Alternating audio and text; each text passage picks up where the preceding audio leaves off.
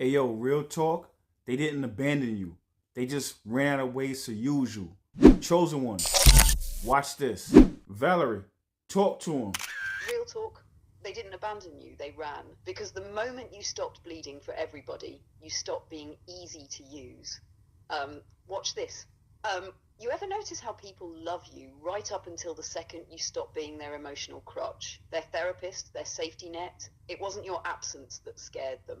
It was your strength. Because once you healed enough to stop overgiving, once you started seeing through the manipulation, once you set even one boundary, their entire strategy fell apart. People who never intended to meet you halfway will always call you selfish the moment you stop carrying the whole damn relationship on your back. They didn't abandon you. They abandoned the version of you that they could drain without resistance. And here's the truth nobody wants to say. Most people don't leave because you changed. They leave because you grew and their access didn't. You were the blessing. You were the safe place. You were the one thing in their life that didn't require a mask. But instead of rising with you, they ran from the weight of their own reflection. That ain't abandonment. That's alignment. Because anybody who can walk away that easily was never meant to sit at the table you're walking toward. So breathe, straighten your spine, stop replaying the people who couldn't hold you. You're not in a season of losing people. You're in a season of losing weakness. And when the universe removes the ones who were using you, it's only because your real tribe is finally stepping into the room. You see, chosen one, people don't abandon people that they love. They abandon people that they're using. And you are too big to be used. You are too special to be used. You are too grand. You are too powerful. You have too much love to be used. When dealing with these people, you shouldn't feel bad about it. Because, in order for them to run the way they did, the reason why they ran the way they did was because you were evolving. You were challenging them to grow. The fact that you were evolving made them look at themselves.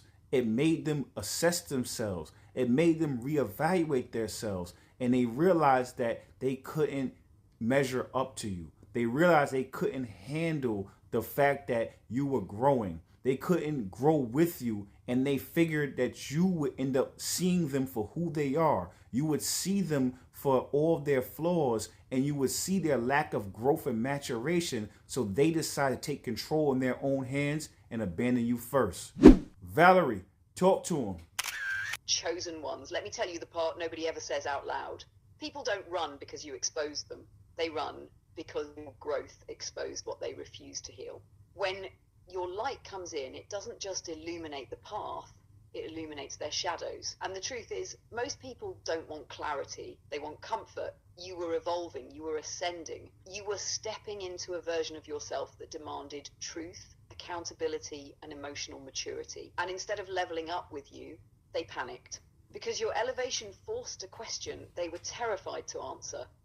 If they keep rising, what does that say about me staying the same? So they did what unhealed people always do. They tried to regain control by leaving before you outgrew them. It wasn't rejection.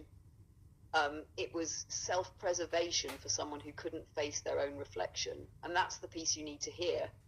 They didn't walk away because you were unworthy. They walked away because your evolution created a level of intimacy with themselves they weren't ready for. Your presence demanded growth. Your energy demanded honesty. Your love demanded evolution.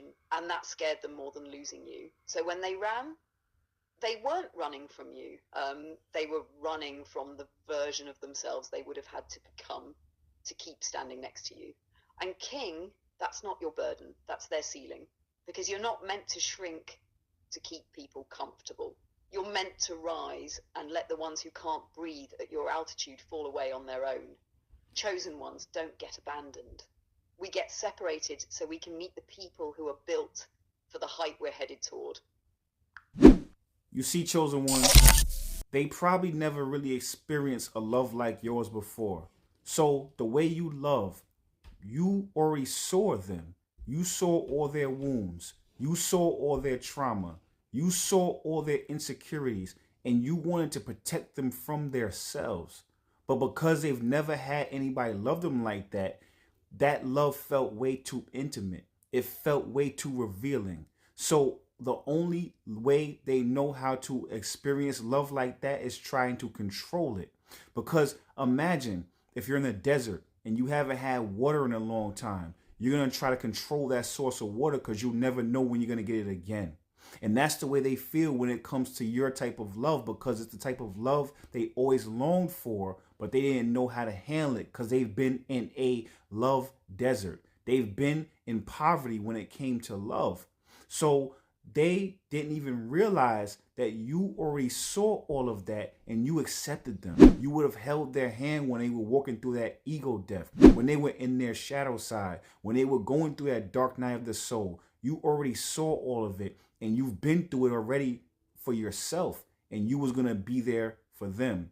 But because they decide to run, but because they decide to allow their ego to take the wheel, they didn't even realize that they lost a blessing. Valerie, talk to him. Chosen ones, let me tell you the secret most people will never admit out loud. When you love somebody from the soul, not from ego, not from convenience, not from loneliness, but from recognition, you become a mirror.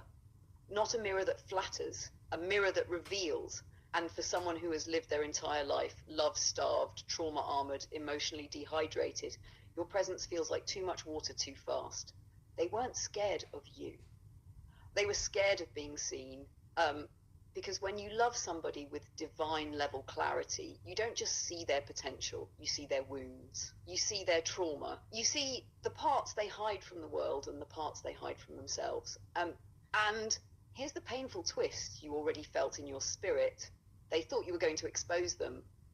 Meanwhile, you had already chosen to walk with them through it. You were ready to hold their hand while they faced their shadow. You were ready to guide them through the ego death they desperately needed. You were ready to stand with them through that dark night of the soul because you've survived your own. You weren't intimidated by their brokenness. You understood it. But because they've only ever known conditional love, inconsistent love, transactional love, your unconditional presence felt like danger. So instead of surrendering, they tried to control you. Because when someone has lived in a love desert and they finally find water, they panic, they grip, they hoard, they try to own the source instead of learning how to drink from it. Control feels safer than intimacy when intimacy is something you've never survived before. And when control didn't work, they ran, not from you, but from the version of themselves your love would have required them to become. And this is the part you need to hear, chosen ones. You weren't too much. You were too real for someone still hiding behind their wounds. You didn't lose anything, they did. They walked away from the one person who could have helped them break the generational curse they've been dragging their whole life. You were the blessing, you were the turning point, you were the water in their desert, and they weren't ready to drink. So don't chase, don't shrink, don't doubt your light. When someone runs from a blessing, the universe replaces it with someone who can actually hold it. And you aren't meant to be controlled, you're meant to be met.